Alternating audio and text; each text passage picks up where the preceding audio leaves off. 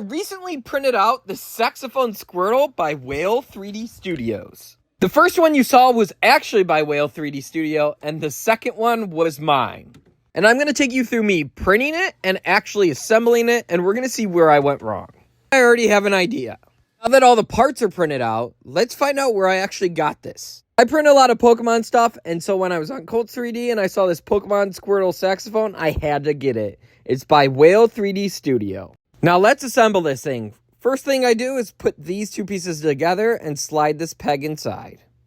Next up, I slide that piece into this other piece right here and line it up right here so I can get another peg through. I had to push it in with a little pressure, but I got it in. Then it was time to slide this other lever in here in the top and peg that as well. Then next up was to slide on our thigh pieces. They press fit pretty well into the peg. So of course I had to test out the movement, and this is what I had so far. Next up, I had to glue in the Squirtle feet here. These are going to kind of be our secure base at the bottom.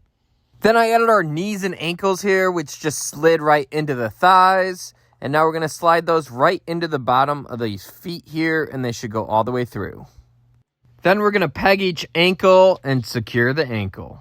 Next up, we're going to take this ladder piece here, and we're going to kind of secure it here in the middle. This might be where some of my movement issues have came from.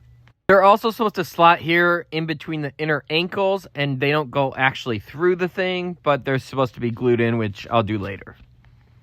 Then the top of that piece actually needs to get pegged in all the way through that, and that top piece we already installed. Then we're onto the bottom of the base. We're going to take this piece and try to slide it on this other piece we already slid in here. Might be where my turning issues came from. And after working it in, I finally got it in. Then the goal is to put this peg through all these different slots. So then when I turn that bottom part, it'll all move together. And then this is our little handle. And then I think this is where some of my issues came. It wasn't really moving up top a lot, and I kept turning it instead of turning it frontwards and backwards. Either way, the next step, we snapped on the bottom, which I'm not going to glue together or anything in case I need to get those mechanisms.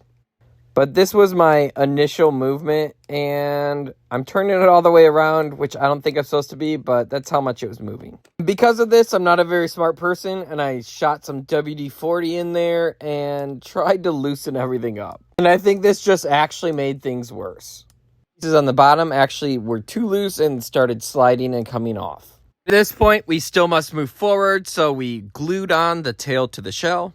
Then I took that shell and I snapped it onto the back of our Squirtle here. And take these pegs and slide them into their little slots here on the front. So we have our front shell. And now it's starting to look more like a Squirtle.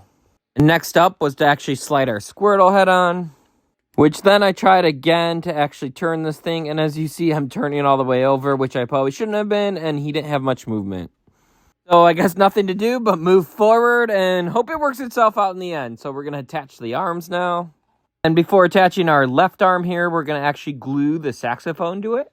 So we know where it needs to line up so it'll go in the mouth. Now that he has a saxophone, of course we had to add his glasses. Not as cool as the original ones that have white on them, but we're just trying to get this thing to work at this point. And I don't think the magical glasses are even going to help with that.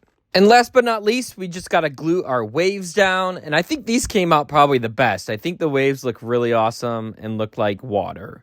So yeah, this is how it all ended up coming out. And what do you guys think? I think it came out pretty amazing looking, even with it not moving very well, which is probably my own doing. I think this is an amazing file, and definitely you guys should try it out and see if you can get it to work. It's definitely a project I'm going to have to revisit later and see how well I can get it to work.